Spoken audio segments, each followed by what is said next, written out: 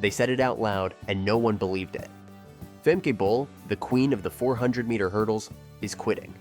Just weeks after dominating another season, she dropped the bombshell. She's walking away from the event that made her a world champion to start over in the 800 meters. And fans instantly connected the dots. Because when you mention 400-meter hurdles, there's one name that always shadows hers: Sydney McLaughlin-Levrone. For years, it's been the greatest rivalry in the women's track and field. Bol, the Dutch powerhouse, chasing the American phenom who kept rewriting the limits of the event. And now, it looks like Sydney has finally done what no opponent could on the track. She's made Femke Bol quit. But this story isn't just about surrender, it's about evolution, and a decision that might change women's athletics completely. When Femke Bol announced she was ending her 400-meter hurdles career, the athletics world froze. This wasn't supposed to happen. Not now, not when she was still in her prime. At just 25, Bol has already done what most athletes spend a lifetime chasing: multiple world titles, Olympic medals, a European record that stands at 51.45 seconds, making her the third fastest woman in history. For the last 5 years, she's been the only one who could push Sydney McLaughlin to the edge of perfection. And yet, in early October 2025, she stood in front of cameras in Amsterdam and said words no one expected: "It's time for a new chapter. The 400-meter hurdles has given me everything, but I need a new challenge." The timing shocked everyone, even her own federation. But behind the headlines, there were clues. Bol has been honest about how brutal the event is. The 400-meter hurdles isn't just a sprint, it's controlled suffering. 1 lap, 10 barriers, and no room for mistakes. Every race pushes the body to its breaking point. The training destroys legs, lungs, and motivation alike. For an athlete who has spent nearly a decade attacking those barriers, the physical and mental toll adds up. And then there's Sydney. Since 2021, McLaughlin has turned the event into her personal masterpiece, lowering the world record again and again, down to an unfathomable 50.65 seconds. Every season, Femke Bol ran faster. Every season, she still finished second. It wasn't defeat, it was suffocation. When you spend your career chasing someone rewriting history, you start wondering whether your own legacy will ever escape their shadow. So Bol decided to step into the light. In an interview with Athletics Weekly, she said the switch had been in discussion with her coach for months. "The 800 meters scares me," she admitted, "but that's why I have to try. It's not a retirement, it's a reset. The 800 meters offers something different: fresh motivation, new tactics, and, crucially, longevity. The 400-meter hurdles is punishing. Careers there rarely stretch deep into an athlete's 30s, but the 800 meters rewards endurance and race intelligence, things Bol has in abundance. Of course, she knows it won't be easy. Her personal best in the 800 meters from when she was 17 is 2 minutes and 19 seconds. Modest by elite standards, but she's built an engine designed for pain. Speed, control, and discipline are her foundation. The distance might be new, but the mentality is not. So while fans see this as quitting, Femke Bol calls it something else entirely. She's not stepping away from the 400-meter hurdles because she can't win. She's stepping away because she wants to see how far she can go when the hurdles are gone.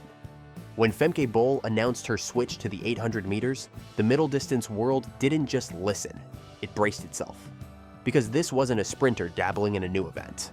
This was a global champion, built from one of the hardest disciplines in track and field, walking straight into someone else's territory.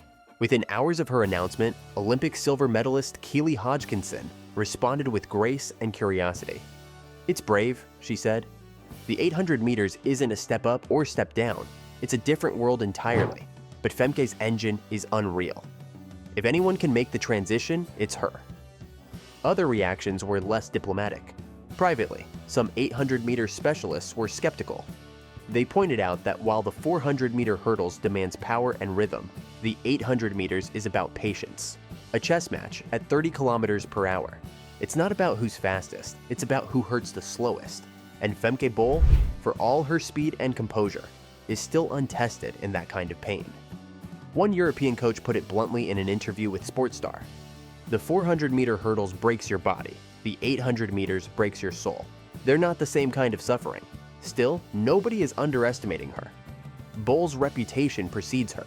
She's known for training like a machine, the type of athlete who never jogs through a rep, who studies every split, who thrives on discomfort. What makes her such an intriguing wild card is her background. She's spent nearly a decade mastering rhythm, how to balance speed with control, how to maintain form, while every muscle begs to stop. Those same principles translate almost perfectly to the two-lap event. Her final 100 meters in the 400-meter hurdles is often faster than the open 400-meter specialists around her. That closing strength, applied to an 800-meter race, could make her lethal in the last stretch, if she learns to manage the first lap. And make no mistake, her arrival changes everything. For athletes like Hodgkinson, Athing Mu, and Mary Moraa, this isn't just another name in the field. This is a world-class tactician joining the game mid-cycle. Someone who's already proven she can handle global finals, Olympic pressure, and the mental grind of being number 2 behind McLaughlin. Bol's move might shake up training camps too. Expect her to experiment with altitude blocks, longer aerobic sessions, and possibly mixed 400, 800-meter competitions next season. Every athlete knows that when someone with her speed steps up, the entire event gets faster. The 800 meters just got a new storyline, and it's not about who can win. It's about whether the world's best hurdler can conquer a race without any hurdles at all. When news broke that Femke Bol was moving to the 800 meters, the internet exploded with one big question. Can a 400-meter hurdler really survive 2 laps? On paper, it sounds impossible. The 400-meter hurdles is all about rhythm, control, and brutal bursts of speed. The 800 meters is chaos, part sprint, part distance race, and entirely unpredictable.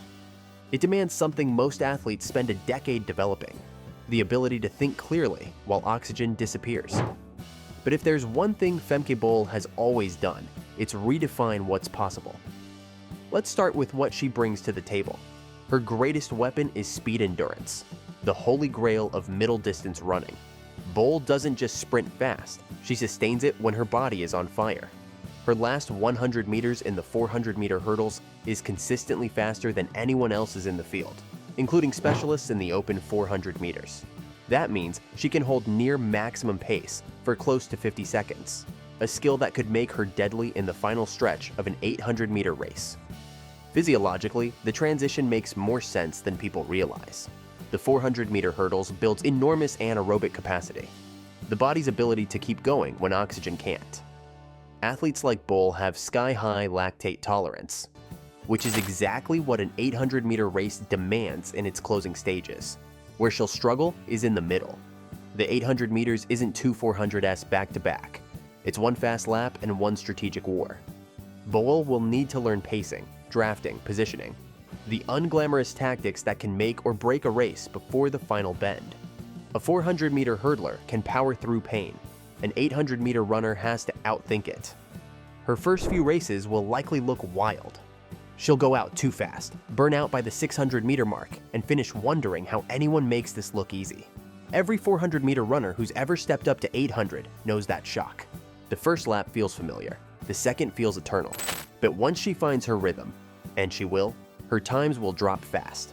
Analysts already predict that within 2 seasons, she could be running in the low 1 minute and 56 seconds range, competitive enough to make major finals. She's also entering an event that's evolving. With Athing Mu and Keely Hodgkinson pushing 800-meter races faster than ever, the event is now sprint-heavy, exactly the kind of environment that rewards someone like Bol. Still, this isn't just a physical transition, it's psychological. For the first time in years, she won't be the favorite. She'll be the outsider, the newcomer trying to survive in a race full of seasoned tacticians. But that's exactly why she's doing it. Femke Bol isn't afraid of starting over. She's afraid of standing still. And that's why, even if she struggles at first, don't be surprised when she starts closing the gap and reminding everyone that champions don't need hurdles to keep chasing history. When Femke Bol announced she was leaving the 400-meter hurdles, the first question wasn't why. It was, what does Sydney McLaughlin think? Because for the last 4 years, McLaughlin and Bol weren't just competitors.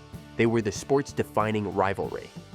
Every time they lined up, it was speed against precision, control against chaos, the perfect American technician versus the relentless Dutch fighter. They made each other better, faster, stronger. And now, that dynamic is gone. Sydney McLaughlin stands alone. The undisputed queen of an event she's already redefined. Her world record of 50.65 seconds feels untouchable, her technique unmatched, her dominance absolute. But every empire needs an enemy. Without Bol, women's hurdling risks becoming something no fan wants to see. Predictable. Femke Bol was the reason every race still felt like a fight. She was the one athlete who refused to be intimidated by McLaughlin's aura, who showed up every season determined to chip away at that record. And while she never beat her on the biggest stage, she made Sydney run faster than she might have otherwise needed to. Rivalries like that are rare, and essential.